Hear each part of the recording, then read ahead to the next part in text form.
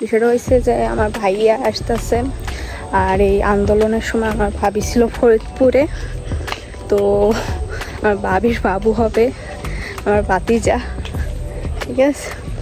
তো খুব এক্সাইটেড, তো তারা আসতেছে, বরিশাল পর্যন্ত পৌঁছেছে, আসতেছে।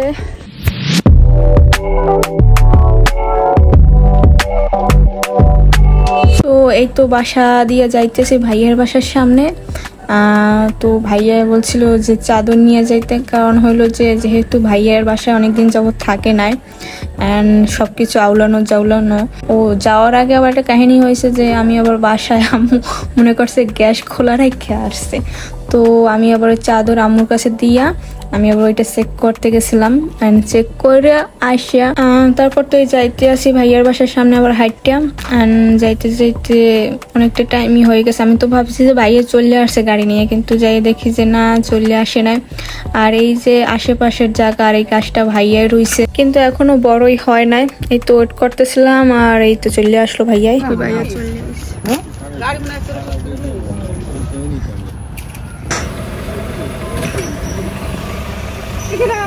যাও না, তুমি আগে যাবো, তুমি তো যাও না, আস্তে সাফ সুফ না লাগে না ধরছি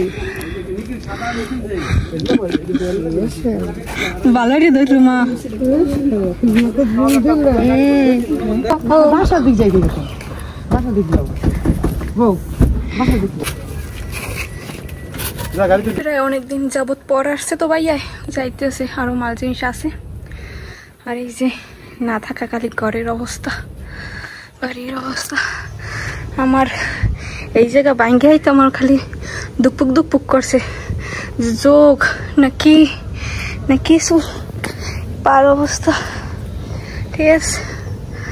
এমনি যখন এখানে খাই বা কিছু সুন্দর লাগে, এইসব জায়গায় গাছ গোল ফল পাকড়ার চাষবাস, খুব এগুলো করতে ভাইয়ে খুব পছন্দ করে। তো ভাবি আর বাবু দুইজন গেছে আমাগো বাসায়, ঠিক আছে, ওই দেখা সাক্ষাৎ করে আসবে। আর এই ঘরেও তো অনেকদিন থাকা হয় নাই, তাই এখন ঘর ঝাড়ু দেবে। আমার জিনিসপত্র টাইনিয়ে আনতে শাশুড়ি আছে। আর বেশিটা ওইটা কষ্টই হয় না, কষ্টই হয়েছে আমার এই পিছলা খাইলে, ঠিক আছে। এই বাড়ি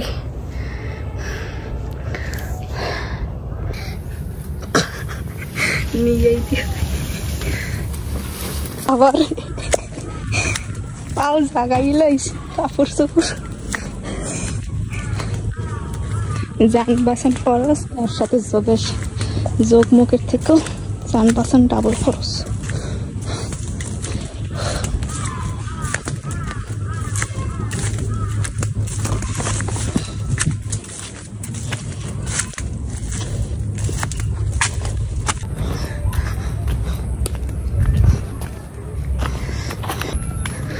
হ্যাঁ গাছ ঠিক আছে। হ্যাঁ এবার এই গাছে মোরসা হয়েছে, যে দিয়া মোরসা হয়েছে কুল দিয়ে, এই মোরসাটা আছে, মোরসাটা মনে হয় আছে, দেখছো এই মোরসা